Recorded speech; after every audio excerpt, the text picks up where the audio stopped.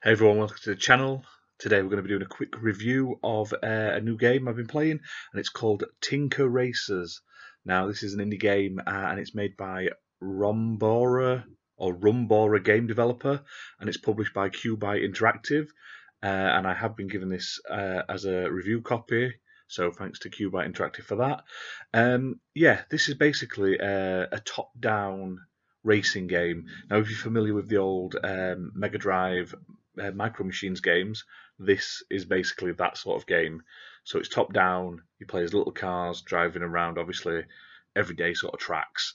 Uh, and I don't mean like racing tracks. I mean like around like toys and kitchens and stuff like that.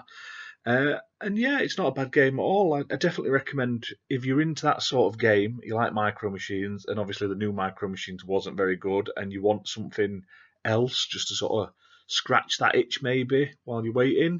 This came out a couple of weeks ago, and it only costs about £4.19, which is about $4.99 at the moment on the Xbox Store. Yeah, it's good in some ways and it's lacking in some ways. So like the positives are there's a selection of different levels. So there's office, kitchen, and bedroom.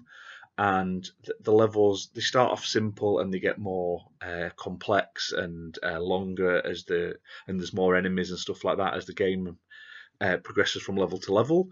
There's multiple levels, so there's a whole campaign to play through all the levels. I think there's about 18 races in that campaign, and you can do the campaign in co-op. So it's split screen co-op up to 4 players. You can do the campaign in co-op, and it actually suggests doing it in co-op because you get more points and you build up points based on how much health and stuff you've got left at the end of each race. So if you've got a couple of people in your house at the moment or some friends around when we're all back to normal and you want to play something fun, try this in co-op. Now, the way the game works and the races work, it's pretty much the same as you remember on the old sort of Micro Machines games. You're driving around on the track, and if people get too far behind, they get eliminated, and it's first to 5 points of being the last one left, basically. Or you can eliminate your enemy by them running out of health, and everything you hit and touch and stuff like that slowly removes your health, basically. But there are some negatives to it. I mean, as you can probably see to the right in here on the gameplay, all the cars are the same. There is no customization. There's no vehicles. One thing I did like about like those other types of games in this style is there's normally a variety of different vehicles. Like you can have a little ambulance, a little tank, a little hovercraft, a little police car, a little mini. But they're all the same car. You don't get to pick. You don't get to change anything. It just does it as it is. There's no online multiplayer, which is a shame. So, especially in a pandemic at the moment, online multiplayer games are thriving. I feel like more games should do that, but at least it does have a split screen co-op, and I'm always grateful for that. And there isn't a huge variety to the areas. Like I said, there's only 3 different sort of areas, and there's a variety of levels in each of them. Um, but I wish there was a couple more, like a garden or something like that, just a living room, just to sort of add to it. 'Cause it just feels a little short. But I mean, for the price you're paying, you can't complain. But if I was going to improve it, that's what I would do. And another thing that was a sort of a negative for me was there's no weapons. Now you don't always need weapons in games, but it just adds a bit of fun and excitement instead of just going looping round and round and hoping someone crashes or nudging someone off. So I would have liked to have seen maybe a couple of weapons, which this game doesn't have.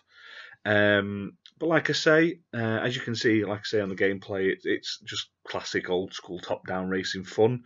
There are bots. You get higher points based on how sort of many wins to losses you've got. So it's sort of like 5-0, you get more points than if you won 5-4, and how much health you've got. So that's quite fun. But there is a few difficulty spikes. I've noticed a couple of times on a couple of the campaign levels, you're absolutely winning, and then the next race you just get absolutely demolished, and they just knock you all over the place. It sort of swings and roundabouts, should I say, but it's noticeable when it goes from like one polar easy to polar sort of hard opposite. But yeah, I definitely recommend getting it if this is the sort of game you like.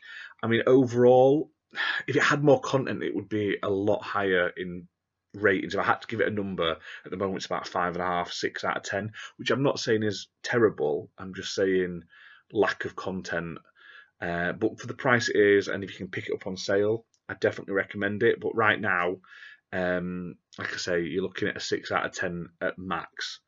However, fingers crossed at some point in the future they add some more content to it, because that'd be really awesome, and just some more levels would be really nice.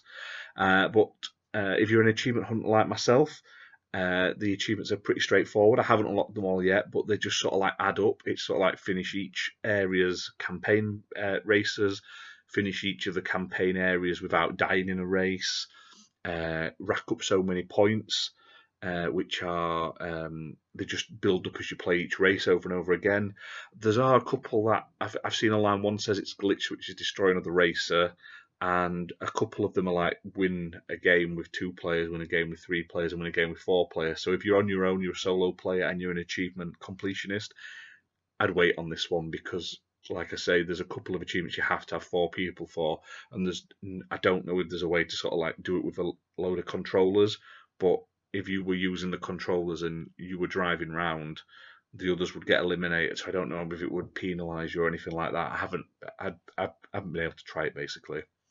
But yeah, that's it for now. That was Tinker Racers. I've really enjoyed playing something a bit different, and I do like a good racing game. I'm going to jump on with this with my son in the morning and see what he thinks to it, because he loves racing games as well.